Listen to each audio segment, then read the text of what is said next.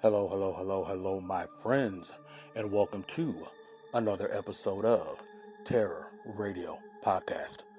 If this is your first time joining me, then welcome.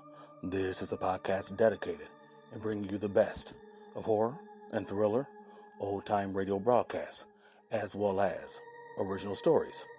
I'm your host, Keith, aka the Radio Show Nerd, and tonight's episode is entitled Take My Wife, Please. And I'm sure you all know that, let's just say my sense of humor is extremely warped. So this is definitely a play on words. But when you hear our two stories tonight, you'll understand. So, without further ado, this is Terror Radio. The two radio series highlighted tonight are Lights Out and The Clock. Our first radio play is called Sub Basement, and it was first broadcasted on Lights Out, August 24th, 1943. Following that is the radio play Gertrude, and this was first broadcasted on The Clock, January 1st, 1948. Now, you all know the drill.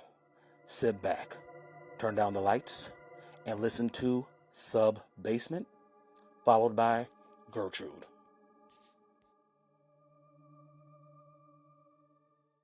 Arch Obler's Lights Out, everybody.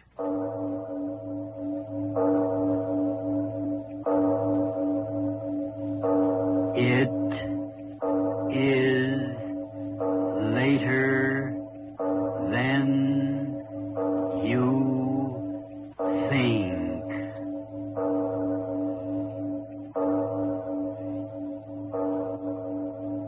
Turn out your lights now.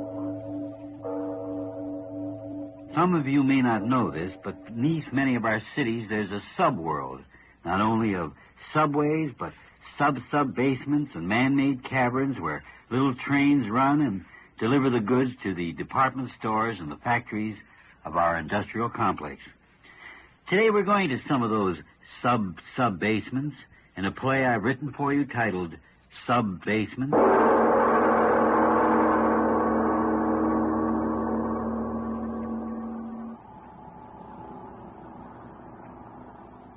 But of course I can run an elevator. I was just asking. And I told you.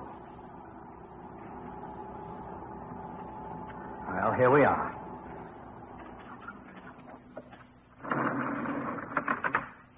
All right.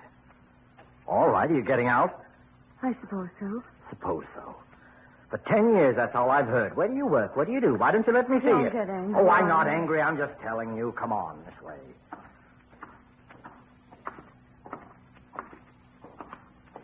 That's a big basement. You don't know the half of it.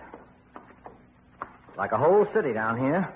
Person goes to a department store and doesn't know all this is underneath. Say that again. And you're in charge of everything down here? There's another fact. Here. Look at these. What are they? Furnaces? Oil burning. Heats and air conditions the whole building up above. 20 stories. But where is everybody? Nothing but a watchman at this hour of the night. Everything's shut down. Help! What's the matter with you? Nothing. What did you do that for? Oh, I just wanted to hear my voice. It's like a big cave down here, isn't Yelling it? out like that. Won't you ever grow up? Don't be angry on me. All right, come on. Yes, honey. Come on, in here. Another elevator? Well, you want to see everything, don't you? Oh, yes, I do.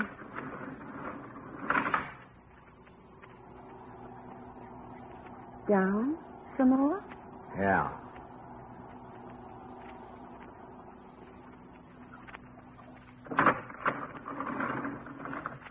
All right.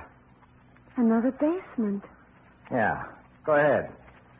Plenty of light to see behind. What's down here? Come on over here. I'll show you. There, in the wall. Is it A tunnel? That's what it is. But a tunnel down here? See those tracks? Yes. Where do they go? How do you think all the merchandise is brought to all the stores here in the business section? Tunnel system, that's how. Right under the city streets. I had no idea. Mighty few people have. Trains run on those tracks, bring the stuff right in. Trains? Oh, Arnie. You think all I got to do is make jokes? You think the only kind of a train's a big one? Well, I just don't know. These are little ones. They run on electric batteries, just like they have down in the mines. Come on, I'll show you. Where? In the tunnel. But it's so dark. There are lights every little ways. Come on. I don't think so. What's the matter with you? I'm afraid. Oh, for John's sake. For years you've pestered me to see. You come along, Emma, you understand? All right.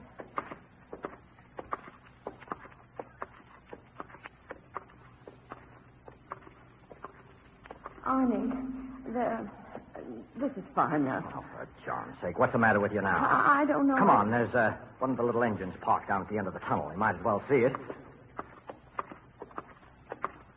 Well, keep walking. I think I'd like Down to go... this way, you'll see the train. Yes, but Arnie, the lights... Arnie, where are you? Right here. What's the matter? Matter? Oh, why are you standing so close to me? I'm your husband. Oh, Arnie, don't be silly. Emma, I'm going to tell you something. Arnie, what's the matter with you? Listen to me for the last time. Last time?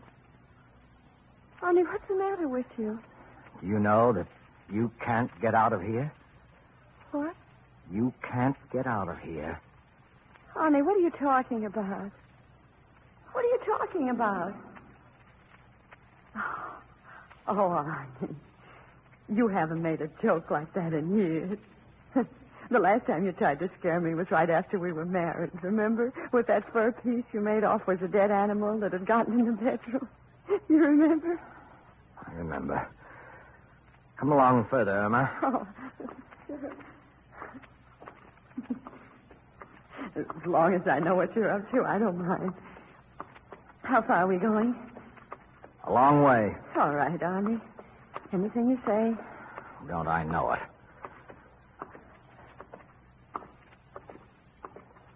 All right. All right. What? This is as far as we're going. Oh. I feel funny. I've never been under the ground so far in so long. It was very nice of you, Arnie, to take me down here. So interesting. Very nice of you. Arnie, why don't you say something? Arnie, is something the matter? Arnie, really, you can't frighten me. Not now, you know. Arnie, are we waiting for someone? If we are, I think I hear him. Hear him? Well, yes, don't you? No. But I heard someone. Tell you there's no one down here. All right. All right, if you say so, Arnie. If I say so, if I say so, if I say so. Can't you say something else but that even now? Now? Yes. Irma, I'm going... There, I heard it again. What? Are there trains running this late at night? Train? If it's a train, we ought to get out of here. Tunnel's so narrow, Arnie, please. Shut up. Let me listen. Hear it? Will you shut up? Who's there? Who's there? Isn't there supposed to be anyone? Oh, of course not. I saw to it. Is that you? Is that you, Tom? Who's Tom? Tom, are you down here? One of the watchmen? I told him I'd pull these boxes tonight. I told him. Tom! Hey, Tom! What's wrong? Tom, what's the matter with you? Come on out here. Do you hear me? Come out right away or I'm firing you. Tom! Is he playing jokes, too? Fool, I'll break his neck. Get my hands on that. No, Arnie, don't leave me. Arnie, where did you go? Arnie, it's so dark, the tunnel. Arnie, where are you? Oh. Arnold, was that you? Arnold, it is you. Did you cry out? What? Stay back. You... That man. Who? From what's left of his face, I think it's Tom. What? What happened? The train ran over him? Arnold, answer me, was it? Train? No. Something's torn out his throat. Come on. Got to get out of here. Oh, yes. something down here. Honey, wait, I can't go so fast. Police, I'll get the police. Please, honey, wait for me. Honey, what's the matter? Honey, why are you just standing there? Why don't you open the door? Door wasn't closed before. Well, open it.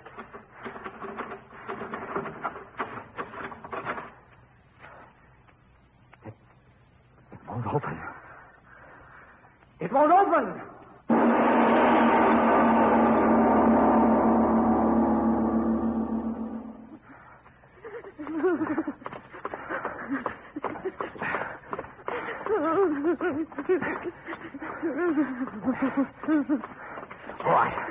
All right. We'll be there in a minute. But are you sure? I tell you, it's an emergency exit. It's always kept open. Why was that door locked? Stop asking me that. I don't know. And that watchman? Stop talking, will you? I don't know anything. Honey, why did you stop talking? And why stop? You said the emergency exit. That's it. What? Behind those timbers. It's blocked off. You understand? It's blocked off. Well, what do we do? We can't just stand here. Arnold, that man was killed. There's someone down here. I'm afraid. Oh, Arnold, get me out of here. Oh, wait a minute. I gotta think. Think? Oh, whoever killed Tom, not down here necessarily. You don't think so, Arnold? Well, why should he be? Nothing to steal down here. Tom was always borrowing money from people.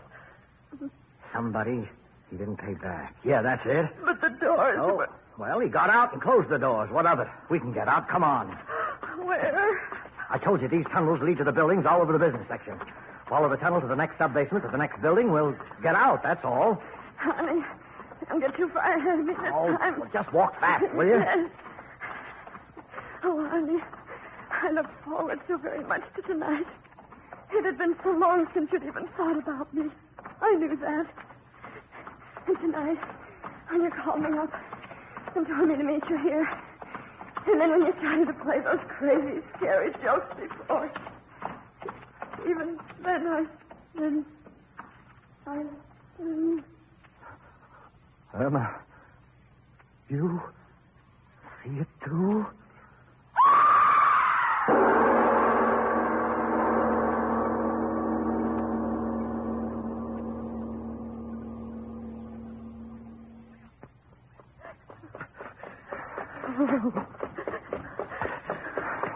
Is it after us? Don't talk, run. Oh, my side, it's hurting. Well, that's too bad. Honey, don't leave me behind. Honey, I can't run any fast.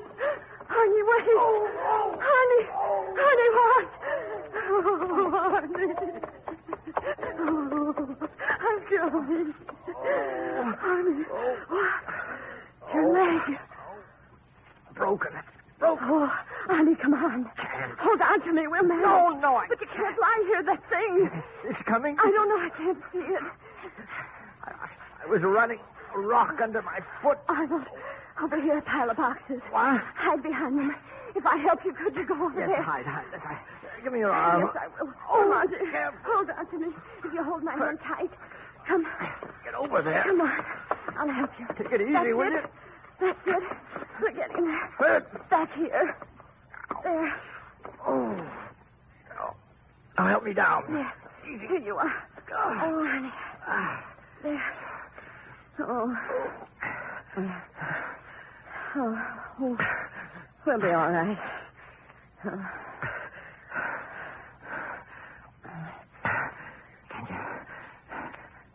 Can you see it? No. No, it's gone. Oh.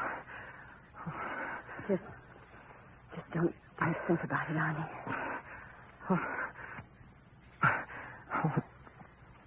What was it? Emma, you hear me? What was it? You went to school. You studied things like that. That thing. What was it? Irma, didn't you hear me? Yes. I heard you. What was it? Was it a lizard? Yes. Some kind of a lizard. That's it. A lizard. Some kind of a lizard. Oh. Oh, why do you say it that way? I saw it good, Arnie. Well? In school. One of the books, there was an animal like that. How did it get down here? A lizard that big? Oh, no, you don't understand. Geology book. The thing wasn't a lizard, exactly. Huh? It was a dinosaur. Are you crazy? No. I'm telling you what I saw. It sort of sat up on its hind feet. Just like the picture in the book. What are you trying to do? Make me crazy, too? Why, those things died millions of years ago. Arnie, look. Huh? Way down the tunnel. By the light. Oh. It is a dinosaur. Don't move. Arnie, it is a dinosaur.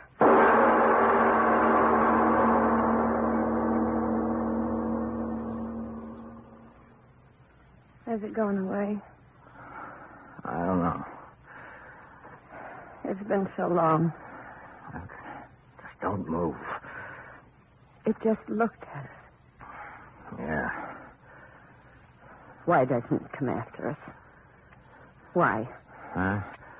Maybe it didn't see us. What? Oh, it was like something that had been in the dark for a long, long time. Yes. Oh. Don't move around. Oh, there's a little room back here. Oh, would you rather go out there? Oh, don't be angry with me, Ernie. Angry? Why should I be angry? Irma, you went to school. You studied those things. You called it a Dinosaur. Yeah.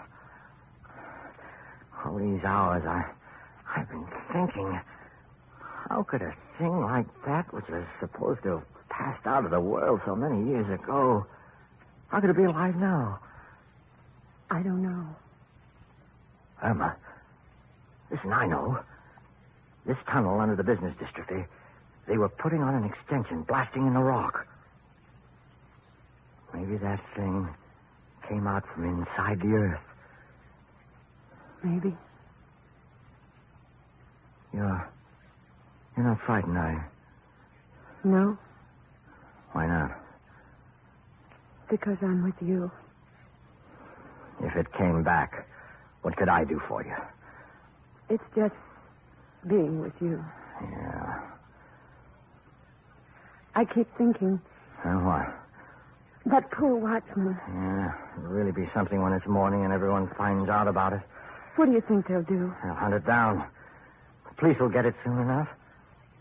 Arnold, Yeah? Arnold, what if it won't be here then? Huh?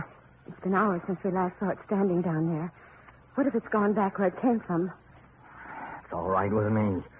But what if they're not... They'll hunt it down. They'll find it.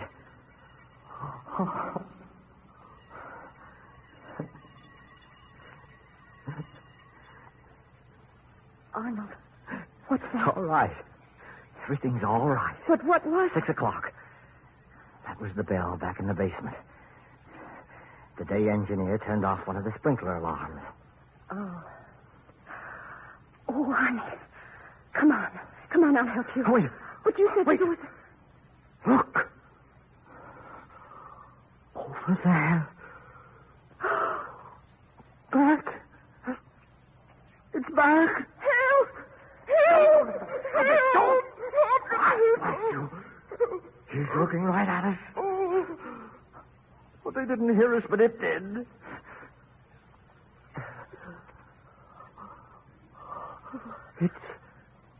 It's starting this way. My leg. Arnie. Oh, how slowly it's moving. As if it we can hardly see. That's it, Anna, that's it. What? It's blind. That thing's blind. It's lived under the earth so long it can't see. But it's still coming this way. Oh, honey, come on. I can't. Hold on to me, Let will me alone. Go ahead. No, try. I'll carry you. You can't carry I me. will. Go ahead, Emma. Go ahead, I tell I you. won't Go go. on. Don't stay here. I tell you, go on. Honey, please listen to Why me. should you stay here with me? I wanted to kill you tonight. You hear me? I brought you down here to kill you. Oh, Arnie, no, you're only Ask saying you, I'm that. telling you the truth. I brought you down here to kill you. No, Arnie, I'll stay with you. I Listen won't to let me. you- I brought you down here to kill you. Now, that's the truth. Look at me and believe it because it's the truth. That's why you... That's why I suddenly got so wonderful. I was sick and tired of you. I was sick and tired of living. So I brought you down here to kill you and then kill myself. Arnie. Look at it out there. It's feeling its way along. Well, he'll take care of me, but you've got to get out of here, Irma. No. You've got to get out. I deserve to die, but Irma, not you. You're so blasted good. I guess that's why I got tired of you, but that's no reason for you to die. Irma, stop looking at me like that. You've got to get out. Run straight down the tunnel. Keep running and you'll get away. Irma, just don't look at me. Get going. No, Arnold. Oh, why don't you say what you've always said to me all these years? Just as you say, Arnie, just as you say. Oh, Irma, will you get out of here? How slowly it moves. Irma. It is blind. Blast you, look, will you listen to me? Will you go? You've got to go. They'll think I've killed you. No, they won't. They Yes, won't. they will. I left a note back home for the police. I told them I had killed you. If that thing kills you and me, they'll still think I was the one who did it. Now, do you want me to be a murderer? Do you want that? You left a note. Yes, yes. Don't you remember I turned back after you went out the door on the dining room table? Get out of here and get that note. Don't make them think I killed you, and I didn't. And I don't want to. You're such a good... You're too good for me. And I was tired and I was crazy. Don't make me a murderer, Irma. Arnie. Goodbye. Goodbye. Yes, Irma. Yes, hurry. Run fast. Straight ahead. He won't get you, I promise. Arnie. Go.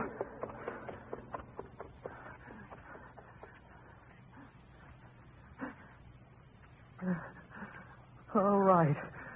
You blind thing, you. Here I am.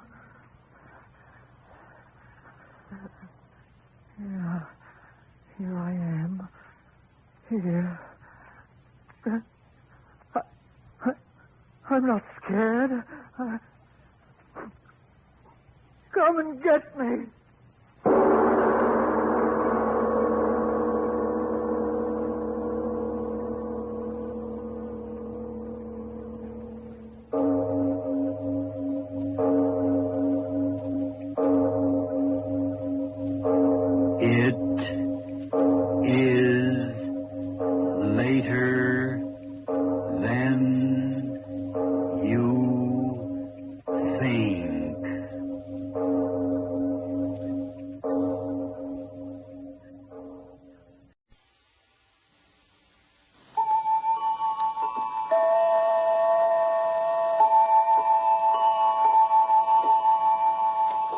It's recorded that in the beginning of time, Cain slew his brother Abel, and thenceforth wandered across the face of the earth with the mark of the murderer upon his head. Those who have followed the original slayer in the footsteps have found to their everlasting regret that murder, like the clock, has its own 11th hour, when the alarm will ring forth like a paean of retribution, and the chimes will announce its horror to the world. I first made up my mind to kill my wife on the day I left for the South. I wasn't angry with her. I was even a little sorry she had to go. But go she must, because the situation had become unbearable.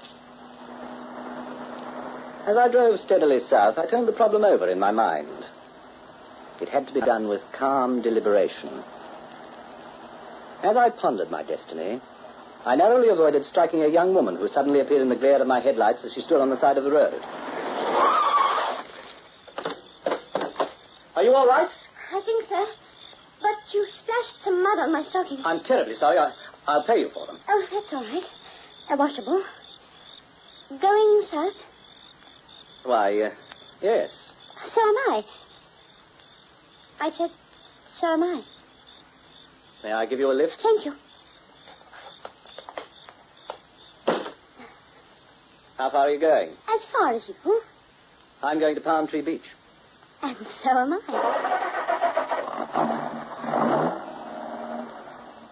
I glanced at her closely for a moment, then started the car. If she thought she was riding all the way as my companion, she was very much mistaken. She was dressed in cheap clothes, and her shoes were misshapen and in need of repair. Altogether, she looked rather disreputable. Although I had to admit that in the dim glow of my dashboard light, her face was pretty, in a pathetic sort of way. Perhaps I would have gone so far as to say the girl had a sort of animal charm. But not for me. What are you doing on a lonely road at this time of the night? My car broke down. Your car? Oh, I really got two of them, but I used the Cadillac tonight. My chauffeur is back there trying to fix it. Oh. May I ask who you are? My name is Gertrude. Gertrude Slade. My father is Johnson Slade, the millionaire. I'm afraid I've never heard of him. I'm on my way to our estate in Palm Tree Beach. We have a wonderful place. 3,000 acres all covered with palm trees. Oh, it's so nice to be rich. Yes. I presume you're one of those wealthy eccentrics. Huh? Well, you're the first debutante I've ever met with holes in her shoes. I like to dress this way. I'm democratic, that's why. I've got money enough to buy up half the shoes in this country. You ought to see my wardrobe at home, full of evening gowns and silk underwear. And shoes, why, goodness, I've got 5 dozen. Don't you believe me? Yes, of course, Gertrude. I believe every word you say. My friend of the night was obviously a pathological liar. I'd seen her type before, but she was an advanced case, perhaps bordering on dementia precox. She lived only for the dreams she concocted in her childish mind. Her life was a succession of unfulfilled wishes, and she compensated for them by imagining herself to be what she was never born to be. It made her rather an amusing person. But I suddenly realized that her value to me might assume a greater importance than I had at first imagined. As the miles ticked off, she grew drowsy, and soon she was fast asleep with her head on my shoulder. The cheap perfume she used was rather distasteful, and I noticed her nail polish was cracked and streaked with grime. Not exactly what I'd call my feminine ideal. But the more I thought about it, the more I realized how useful she could be. So I drove all that day and into the night. It's amazing how little sleep you need when your mind is full of plans and your thoughts are intent on murder. After 30 hours of driving, I was still as fresh as ever, much to the admiration of my companion in crime. You've got a constitution like a horse. I don't see how you can drive so much. Oh, it all depends on your state of mind. Besides, I wired my wife that I'd arrive by tomorrow morning at the latest. I wouldn't want poor Hilda to worry. You're married? Very much so. Oh, You sound disappointed, Gertrude. I just thought that you were a single man. Well, as a matter of fact, I haven't been married very long, just 2 years, that's all. And my wife is an invalid. You mean she's sick? She's unable to use her legs. She gets about mostly in a wheelchair. She took a train down while I drove the car. I suppose she's got to have somebody help her around a lot. Well, I've been doing that for her since we married, but I'm getting tired of it. I'm looking for someone to take over. A nurse? Well, more of a companion than anything else. The salary would be rather good. You wouldn't consider the job, would you, Gertrude? Me? Work? For, say, £10 a week?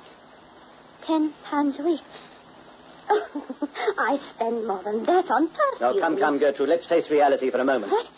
You're no millionaire's daughter, and you know it. What are you talking about? You're a poor, drab female who doesn't have the price of a cup of tea. Stop lying about yourself. Who's lying? I'm giving you a chance to earn some money in an easy way. My 2 brothers would horsewhip you for saying that. Where I come from, a man treats a lady with respect. Have you ever been to a mental hospital, Gertrude? No. You're lying again. I'm not lying. There's nothing wrong with me. The doctor said... What did the doctor say? Nothing. That you could have your freedom as long as you behaved yourself? Stop putting putting words into my mouth. Did he say you mustn't excite yourself? Did he tell you you'd have to go back for another treatment if you stepped out of line? Oh, you needn't be afraid of me, Gertrude. You can trust me. Even if you ran away from the hospital, you can still trust me. I didn't run away. Don't say such things.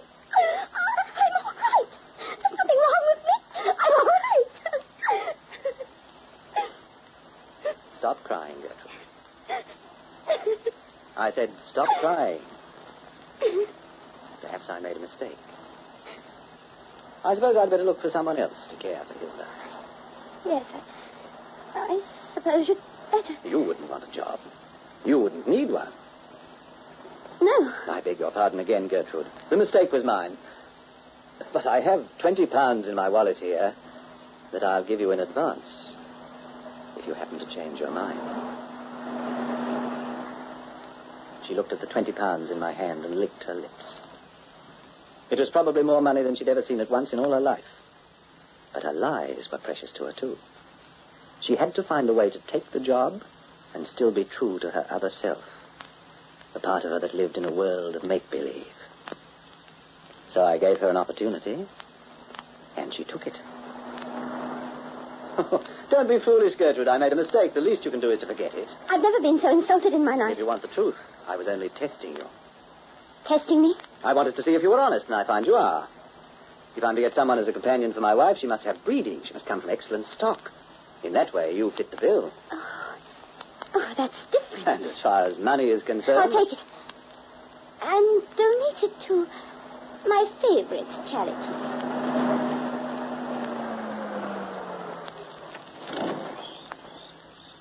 I arrived at my wife's estate a little after midnight and parked the car near the beach just outside the garage. Only one more problem remained. To coax Hilda into accepting Gertrude. And from that point on, the drama would unfold itself. Who's there? Oh, it's Charles, Hilda. May I put on the lights? Oh, I suppose so. Did I awaken you? Naturally. Why didn't you come down by train as I asked you to? Why did you insist on driving down? I had some thinking to do. Well, if you're trying to work out how to get hold of a larger allowance, you're wasting your time. Sick and tired of squandering my money on you and your worthless friends. Yes, I can understand how you feel, Hilda. Oh, can you now? Well, that's very decent of you. And can you understand that I've discovered at last that you only married me for my money? Can you understand that as well? You wrong me, Hilda. Do I? Well, from now on, you won't get 1 red cent out of me. You'll go out and earn your money like other men. I fully intend to go to work, my dear. You what? I've accepted a position with a banking firm. I start next week. Oh, have you? And what do you know about banking, may I ask? You can't even save money. All you can do is to spend it. The least you can do is let me prove myself. I don't believe that you have a job. What are you doing down here, if you're telling the truth? Why didn't you stay up north? Well, I wanted to make certain you'd be taken care of. The woman who came down with me on the train is satisfactory enough. Yes, but you hardly know her. We only hired her a day or two before you left. She seems to be capable. I have someone better. Someone better? I've never told you about my cousin, Gertrude. She and I were very close years ago. What about her? Well, she's had an extensive experience as a practical nurse. She's an excellent companion. I'm sure you'll get along. What makes you so concerned about my welfare, Charles? Perhaps I'm turning over a new leaf. Perhaps I found out how much you mean to me. No, I don't believe You can keep your money, Hilda. I'm going to show you once and for all that I married you for love. My job will prove that, and my behavior from now on will be perfect. I ask you to give me a chance, darling. You haven't called me darling since our wedding day. Give me a few months, and if by that time I don't prove to you I mean every word I say, I'll give you a divorce with no strings attached. Oh, Charles. If only you meant it. You'll see, darling. But in the meantime, tomorrow we'll dismiss the woman you brought down with you, and Gertrude will take her place. But I don't As need... a personal favor to me, my darling, take her on. She needs the money, and I've always been so fond of her. Very well, Charles. May I kiss you good night? Yes, Charles. You may. I leaned over and kissed her lips. I consoled myself with the thought that this kiss would undoubtedly be the final one. The kiss of death.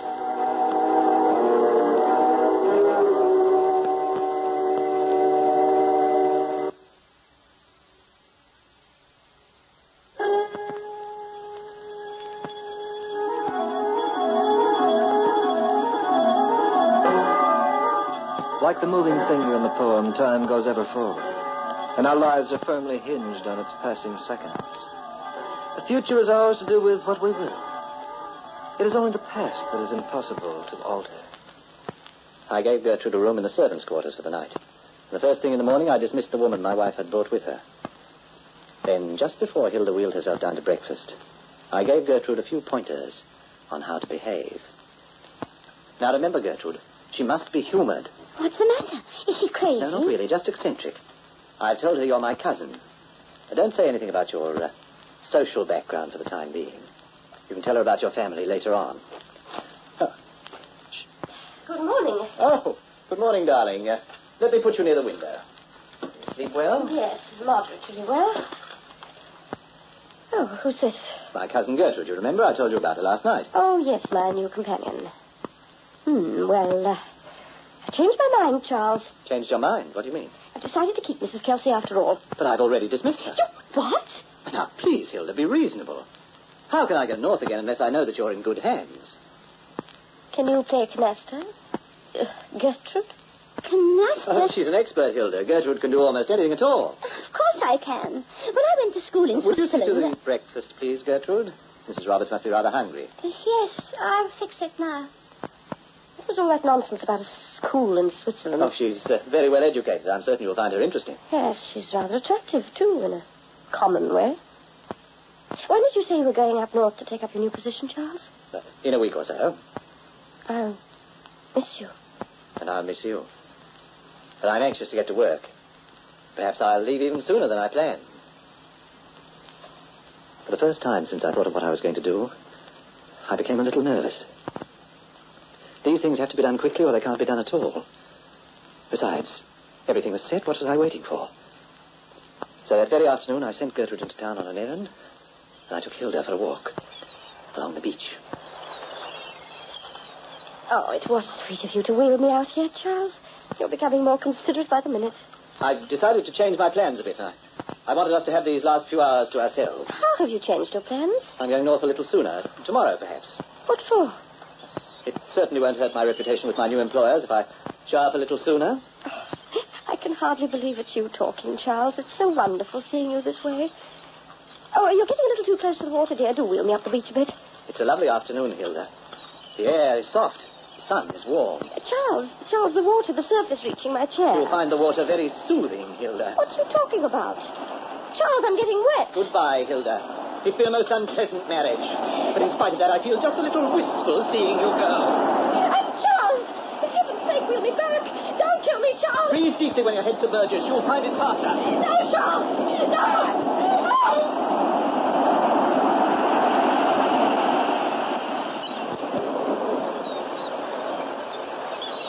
I pushed the wheelchair into the pounding surf and watched the undertow carry her away. Now all that had to be done was to make the phone call and summon the police. Gertrude's background and pathological addiction to lies would be enough to convince them. The girl had taken Hilda for a stroll and had gone berserk. It was as simple as that. Gertrude, what are you doing here in the house? Waiting. When did you get back from town? I didn't go. I was watching you and Mrs. Roberts through the window. I see. You shouldn't have done it. I shouldn't have done it. My dear girl, now I know you're out of your mind. You killed my wife, Gertrude. You took her to the beach and pushed her chair into the water. Don't be silly. I feel sorry for you, Gertrude. I'll have to call the police. But they won't hurt you. They'll take you back to that hospital where you came from. And I'll send you some flowers. Isn't that nice? Why are you smiling at me that way? Because I think it's funny. Stop smiling, Gertrude. This is a serious business. Stop it, I tell you. Stop it, Gertrude, stop it! And then I saw what she was laughing about. It was in her hand. A small camera Hilda had given me some months before. Gertrude had been standing by the window taking pictures of the murder. Give me that camera. Give it to me, I said. You won't find the film inside. What? I took it out and hid it. Get it out of its hiding place, Gertrude. I don't want to. Get it out before I strangle you. And have no one left to take the blame for you. Gertrude, I'll make you a proposition. I'll give you £1,000 for that film, and you can leave the house. I won't call the police. £1,000 when your wife left you $1 million? If you won't give me the film, what do you intend to do with it? I haven't made up my mind yet. I'll think about it during the next few weeks. During the next few weeks? Yes. I'm going to live here in style. I always told you I was rich, and you wouldn't believe me when I said I had a beautiful estate in Palm Tree Beach. Well, I've got one now. Haven't I, Mr. Robert?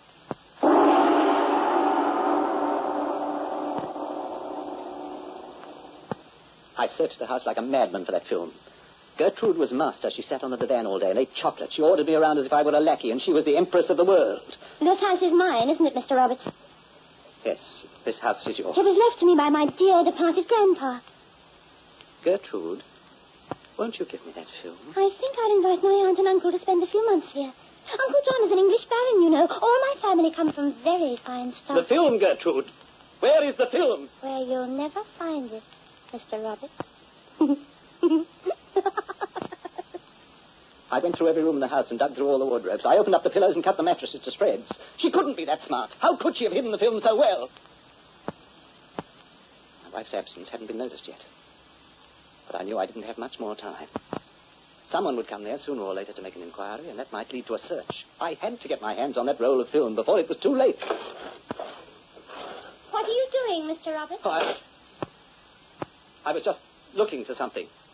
You must have gone through those drawers at least 12 times, poor boy. And goodness, what you've done to the wardrobes and bedding. Where is that film, Gertrude?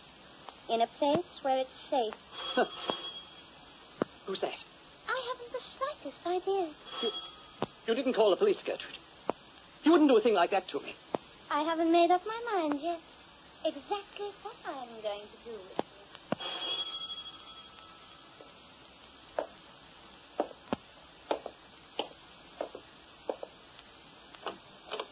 Oh, excuse me, mister. What do you want? Well, the kids and me were playing on the beach. This today, is private property. How dare you trespass? Oh, but we were just digging for crabs, and we found something.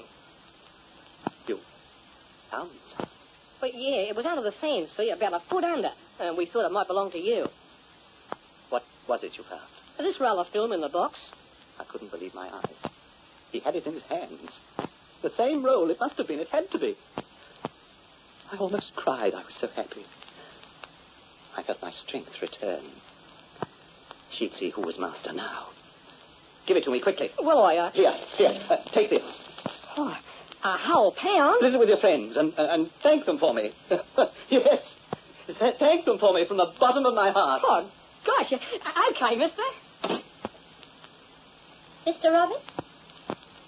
I have a little surprise for you, Gertrude. What kind of a surprise? Look what I found. Give that Oh, no, you don't. It's mine now. And look what I'm going to do with it. You see, it's no good anymore, Gertrude. The light ruined it. And just to make certain it's gone, we'll put a match to it. You were very clever, weren't you, my dear? Well, now you're through. I had them put you in a place with bars across the window. An asylum, Gertrude. That's where you'll go, you and your crazy dreams. You'll have them in a madhouse from now on where you belong.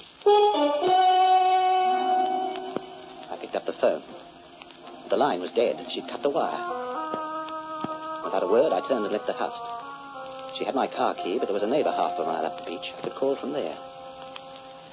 I started to run. Time was precious now. She might try to get away. I didn't see the piece of driftwood that tripped me, but I felt the terrible pain in my thigh as I hit the stump. It was my right leg. I knew the bone was broken. As painful as it was, I started to crawl to the wheelchair that had been washed back on the beach. If I could reach it, I could wheel myself along. With my last ounce of strength, I pulled myself into the seat.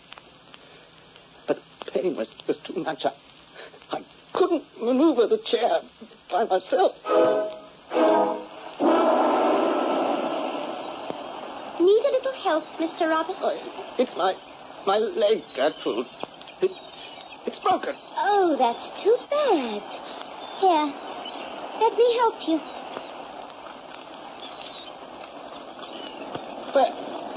Where are you pushing this chair? You know where, Mr. Roberts.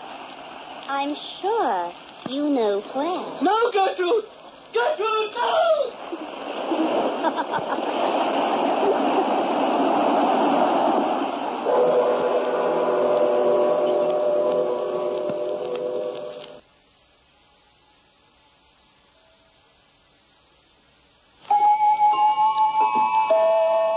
There's a house that squats atop a lonely crag in the mountains.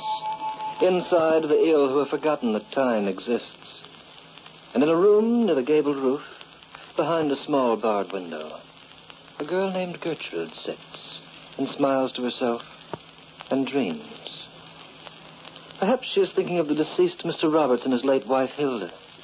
But more likely, she's thinking of the estate she was once mistress of, the one that overlooked Palm Tree Beach. The Clock was written by Lawrence Clee, narrated by Hart McGuire. You heard John Bushell as Charles Roberts, Coralie Neville as Gertrude, with Moira Redmond as Hilda and Rodney Jacobs as the boy. The Clock, directed by John Saul, was a Grace Gibson radio production.